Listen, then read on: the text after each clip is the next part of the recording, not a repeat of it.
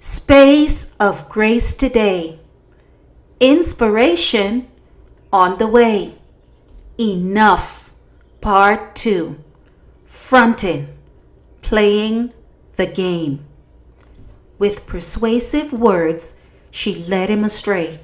She seduced him with her smooth talk.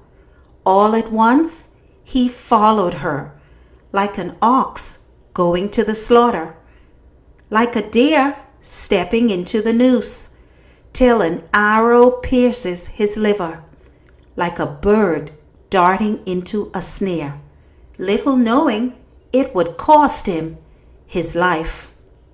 Proverbs 7, verses 21 to 23. Some call it denial, faking it, representing, fronting, spinning our wheels, blowing bubbles, gaming, capping, flexing, posing, or bringing the phoniness. Whatever you want to call it. If we threw it all in a pot and cooked it up, it would boil down to the same thing, a web of lies. All lies. In part 1, we went back in time to the point of no return, the place where the crashing tides of pain could no longer be hidden. Today, we will journey back a little deeper into life's classroom as the lessons unfold.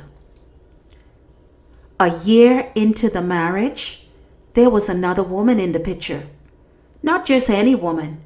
This was someone I had trusted and confided in. This was a close friend of mine.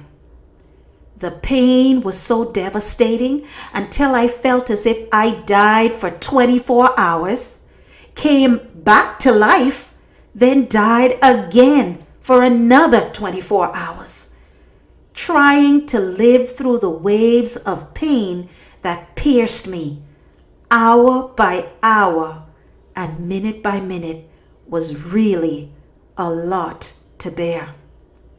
I tried to handle it, but the inner woman in me said, "Keep it together, girl.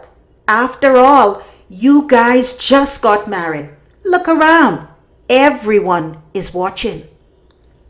On the outside, everything looked real good, but it really wasn't.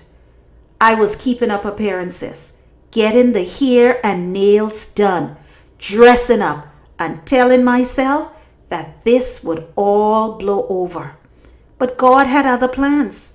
He wanted me to allow Him to heal my pain. However, He wasn't going to wrestle with me to do it.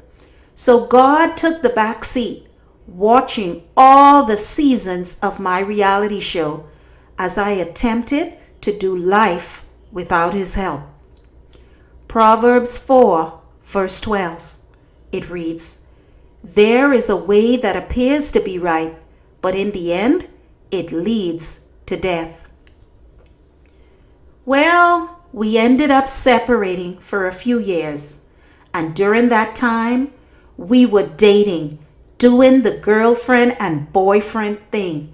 We hooked up every other weekend, pretending we were without responsibility. He threw the line and I grabbed for it, going with the flow, trying to hold on to whatever was left of our marriage. Caught up in the mix, I had swallowed the lie, hook, line, and sinker, fronting, faking it, but broken and destroyed on the inside. My life did not make sense. What a mess. I wore the ring, carried the title as the wife, but yet I lived as the girlfriend. This was not the way God had intended it to be. I exchanged my identity for a false reality that was laden with guilt and regrets. Matthew 11, verse 28, it reads, "Come to me, all you who are weary and burdened, and I will give you rest.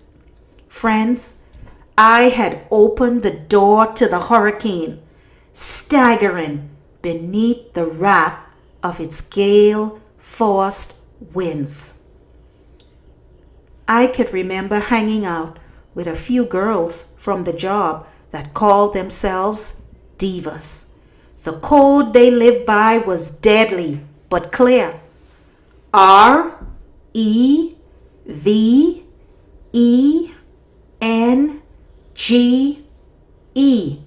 Revenge.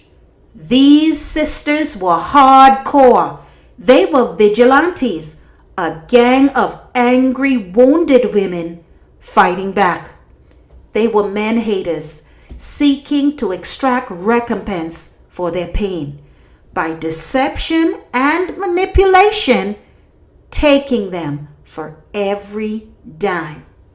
Yes, I wanted to get revenge as well, but my conscience would not allow me to cross the line. How could I allow my pain to mutate into this dark behavior? Following this path would ultimately lead into a ditch, a bottomless pit, and I did not want my life to go that way. Friends, the truth is, I had no peace or satisfaction and wanted more from my life than just a temporary fix. Knowing the answer was one thing, but actually reaching out to the source of that answer was another. I was in the valley of decision. Nonetheless, God was still calling out to me. Psalms 34, verse 18, it reads, "The Lord is close to the brokenhearted, and he delivers those whose spirit has been crushed." Dear friends, even as you go through this dark period of your life, always know that God is always there, waiting at a moment that you cry out to him to reach out his hand and pull you out of the mud, rescuing you from your abuser. Be encouraged, dear friend. There is hope. God is there. This is your inspiration on the way.